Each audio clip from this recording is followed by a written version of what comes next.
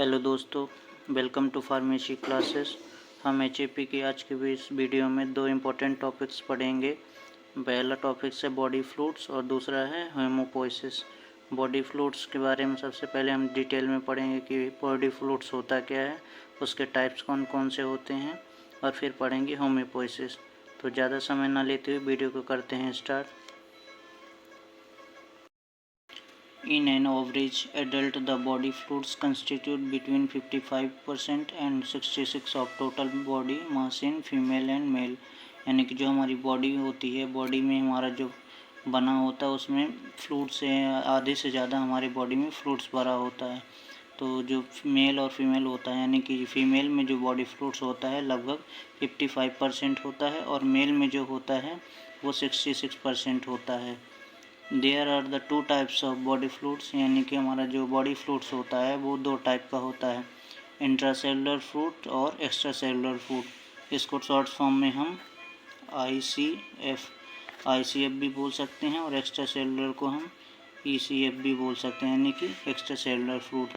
Intracellular fluids, यानी कि intracellular fluids होता क्या है, अबाउट 2/3 ऑफ बॉडी या फ्लूइड्स इन आईसीएफ या cytosol the fluid within the cell. यानी कि जो हमारा इंट्रासेलुलर फ्लूइड होता है वो 2/3 यानी कि 3 का 2/4 यानी कि 2 से 3/4 हमारा बॉडी फ्लूइड्स होता है हमारी बॉडी में, है ना, जिसको हम साइटोसोल भी बोलते हैं। यानी कि जो अब बात कर लेते हैं कि इंट्रासेलुलर होता क्या है। जो हमारी सेल्स होती हैं, यानी कि आप सब लोगों को पता है कि जो हमारा बॉडी बना होता है वो पूरी सेल्स से मिलकर बना होता है।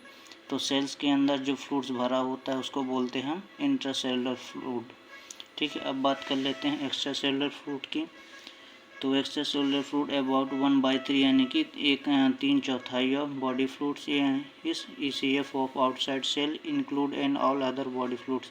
यानी कि जो एक्स्ट्रा सेलुलर फ्लूइड होता है वो आउटसाइड इस सेल ऑफ इंक्लूड, यानी कि सेल के बाहरी भाग में होता है ना। बॉडी के मतलब बॉडी पार्ट्स के अदर सेल के अदर पार्ट्स में जो फ्लूइड भरा होता है उसको एक्स्ट्रा सेलुलर फ्लूइड बोलते हैं।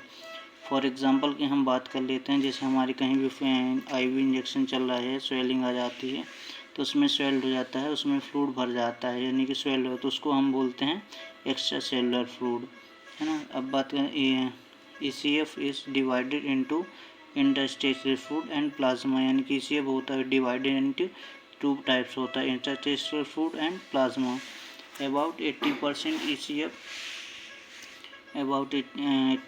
ECF interstitial fluid which encompasses the mesoscopes, scapes, BW tissue cells। अब बात कर लेते हैं हम हेमोपोइसिस के बारे में। ये भी बहुत बड़ा इंपॉर्टेंट टॉपिक्स है। तो haemopoiesis is the blood process. जो हेमोपोइसिस होता है वो एक ब्लड का प्रोसेस होता है। ये प्रोसेस हमारे ब्लड के अंदर होती है। तो haemopoiesis is the 2 part into divided. Haemopoiesis भी दो भाग में डिवाइडेड होता है। पहला होता है हेमो और दूसरा होता है पोइसिस, है ना, 2 पार्ट से मिलकर बनता है। तो hemo means referring blood cell. जो हेमो होता है इसका मतलब होता है ब्लड सेल्स एंड पोइसिस का मतलब होता है डेवलप ऑफ प्रोडक्शन, यानी कि उसका डेवलप होना, है ना। जो हमारी बॉडी सेल्स में है उनका डेवलप होना ही हेमोपोइसिस कहलाता है। The world haemopoiesis refer before to the production and development of all the blood cells. यानी हेमोपोइसिस का मतलब होता है कि जब हमारी बॉडी में ब्लड सेल डेवलप होने से पहले ही, मतलब कि जो हमारे बॉडी में ब्लड सेल का डेवलप होता है उसके पहले ही अपन क्या बोलते हैं, उसको हेमोपोइसिस बोलेंगे, है ना।